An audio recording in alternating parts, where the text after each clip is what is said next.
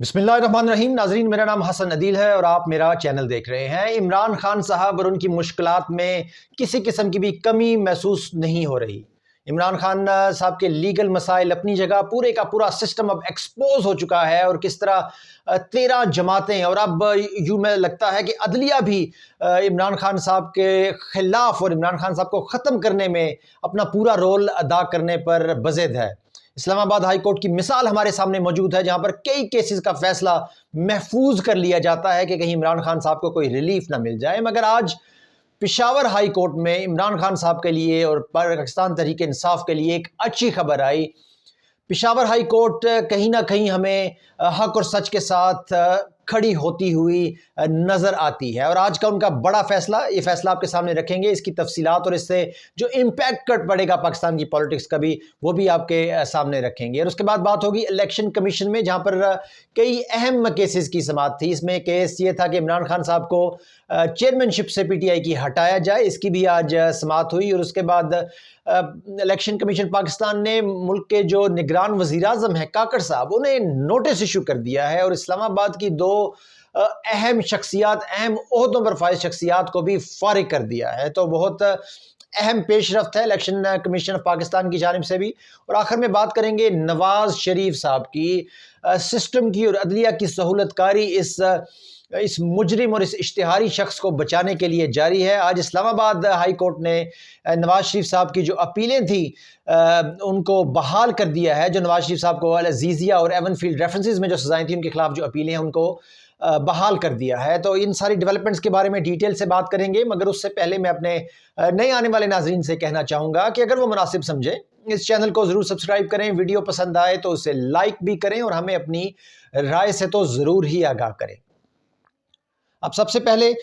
بات کرتے ہیں پاکستان الیکشن کمیشن کی. الیکشن کمیشن نے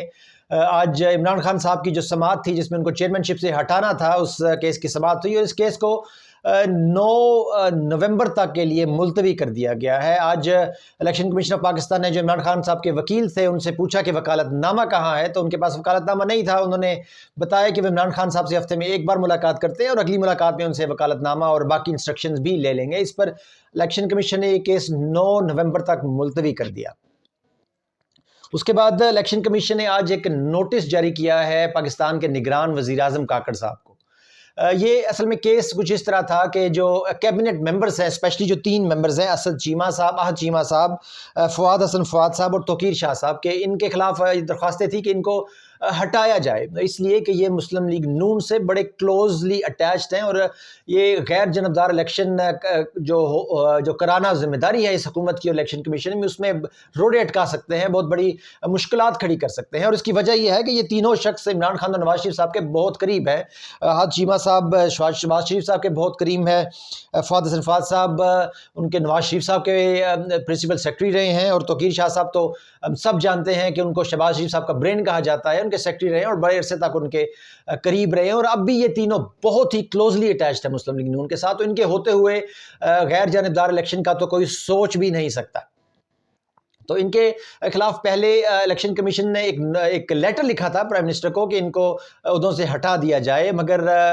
ظاہر ہے انہوں نے بات نہیں مانی. تو آج آفیشلی طور پر پرائم منسٹر پاکستان کو نوٹس ایشو کر دیا الیکشن کمیشن نے کہ آپ نے ان لوگوں کو ہٹائیں، اور نہیں ہٹایا تو کیوں نہیں ہٹایا. بہت اہم اور اچھی ڈیولپمنٹ ہے. الیکشن کمیشن آف پاکستان جس سے کچھ over all especially Tehreek Insaf کو کچھ زیادہ اچھی توقعات نہیں ہیں، مثبت توقعات نہیں ہیں، مگر یہ جو آج انہوں نے ایک قانون کو امپورٹنس دے کے اقدام اٹھایا ہے، یہ ایک خوشائند ہے، اور پاکستان میں الیکشن کمیشن کی جو ریپوٹیشن ہے اس کو بحال کرنے میں بہت اہم رول ادا کر سکتا ہے. اب آگے دیکھنا ہے کہ وزیر اعظم صاحب اس نوٹس کو کیسے لیتے ہیں. کیا وہ پھر ڈٹائی کا مظاہرہ کریں گے اور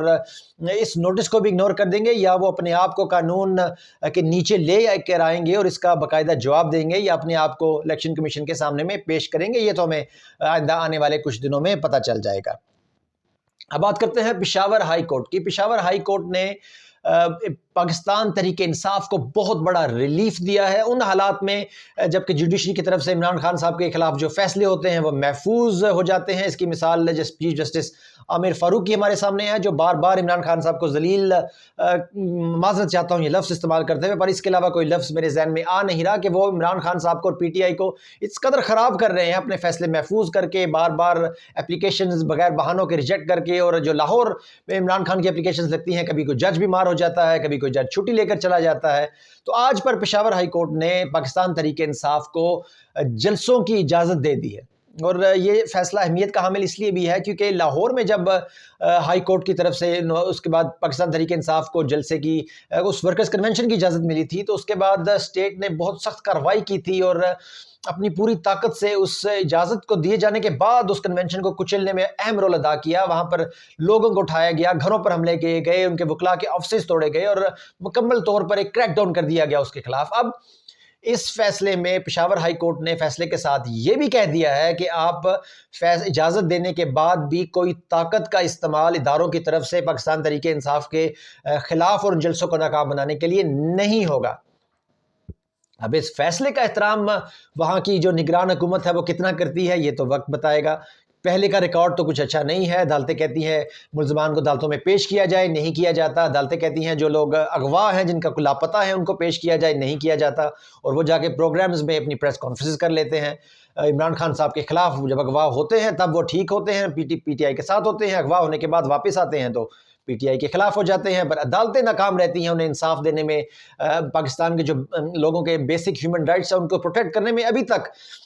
پاکستان کی عدالتیں ناکام رہی ہیں۔ اب دیکھنا یہ ہے کہ اس فیصلے کو عدالت کس طرح کس سختی کے ساتھ امپلیمنٹ کراتی ہے، اور اگر کوئی اس فیصلے کے خلاف جاتا ہے تو اس کے خلاف کتنی سخت کارروائی کی جاتی ہے۔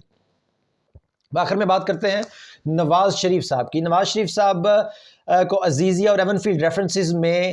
سزا کے خلاف اپیل ان کی آج اسلام آباد ہائی کورٹ نے بحال کر دیا۔ یاد رہے یہ وہی ہائی کورٹ ہے جہاں پر عمران خان صاحب کا ہر فیصلہ، امپورٹنٹ فیصلہ، یا ان کے خلاف دیا جاتا ہے یا ان فیصلوں کو محفوظ کر لیا جاتا ہے کہ وہ کسی قسم کا ریلیف حاصل نہ کر سکیں اور ایون سپریم کورٹ میں بھی رجوع نہ کر سکیں۔ اسلام آباد ہائی کورٹ میں آج عزیزیہ اور ایون فیلڈ میں نواز شریف کی جو سزا اپیل کرنے اور نواز شریف کی حفاظتی ضمانت کی درخواست پر بھی سماعت ہوئی۔ چیف جسٹس اسلام آباد ہائی کورٹ عمر فاروق اور جسٹس میاں گل حسن اورنگزیب پر مشتمل بینچ نے تمام درخواستوں کو یکجا کر کے سماعت کی۔ نواز شریف صاحب کی جانب سے امجد پرویز ایڈوکیٹ اور اعظم نذیر تارڑ پیش ہوئے۔ نواز شریف بھی عدالت میں موجود تھے جبکہ prosecutor general NAB prosecution team کے ہمراہ عدالت میں پیش ہوئے۔ اب یہ بھی بڑی مذاق خیز بات ہے کہ اب پاکستان کی جو نیب ہے، جو ہمیں لگتا تھا بڑی امپاور ہو گئی ہے، نیا چیئرمین آ گیا ہے اور کرپٹ لوگوں کے خلاف کارروائی ہوگی، اکراس دا بورڈ کارروائی ہوگی، وہ آج یہ کہہ رہے ہیں کہ ہمیں عمران خان چاہیے ہی نہیں، ہمیں نواز شریف چاہیے ہی نہیں، ہمیں ان کے خلاف کارروائی نہیں کرنا چاہتے، آپ انہیں ضمانتیں دے دیں۔ اب یعنی وہ بھی ان کی سہولت کاری میں اپنے آپ کو انوالو کر رہے ہیں اور بالکل لیٹ سے گئے ہیں، اور جو کراس دا بورڈ کارروائی کا جو نعرہ لگا تھا، جو پاکستان میں ایک امید جاگی تھی کہ شاید اب کرپٹ لوگوں کے خلاف بالکل بلا امتیاز کارروائی کی جائے گی، وہ امیدیں آج ان پہ پانی پھرتا ہوا ہمیں نظر آ رہا ہے۔ پروسیکیوٹر جنرل کا کہنا تھا کہ پٹیشنر نے جس لمحے سرنڈر کیا اس نے خود کو عدالت کے رحم و کرم پر چھوڑ دیا۔ یہ نواز شریف صاحب ہے جن کے بارے میں بات ہو رہی ہے کہ انہوں نے اپنے آپ کو عدالتوں کے رحم و کرم پر چھوڑ دیا، حالانکہ یہ جب بھاگ کر گئے تھے 30 دن کا کہہ کے گئے تھے اور کئی سال وہاں پر رہ کے آئے اور واپس آئے تو کسی ڈیل کے تحت آئے، ڈائریکٹ عدالت میں پیش بھی نہیں ہوئے، اپنے آپ کو ریسٹ بھی نہیں کروایا اور ایک سسٹم کے ساتھ ڈیل کر کے واپس آ گئے اور بغیر کوئی گرفتاری نہیں دی، اور سب کیسز اب ان کے ختم ہو رہے ہیں، سب معاملات ان کے حق میں جانا شروع ہو گئے ہیں، اور یہی وہ بدترین عدلیہ ہے جس کی وجہ سے پاکستان میں عام لوگوں کو انصاف نہیں ملتا، اور نواز شریف جیسے جو مجرم ہیں، جو ثابت ہیں، جو سزا یافتہ مجرم ہیں، جو اشتہاری ہیں، ایبسکانڈر ہیں، ان کو بلا کر اور کئی بار تو بلائے بغیر بھی ان کے حق میں فیصلے کیے جا رہے ہیں۔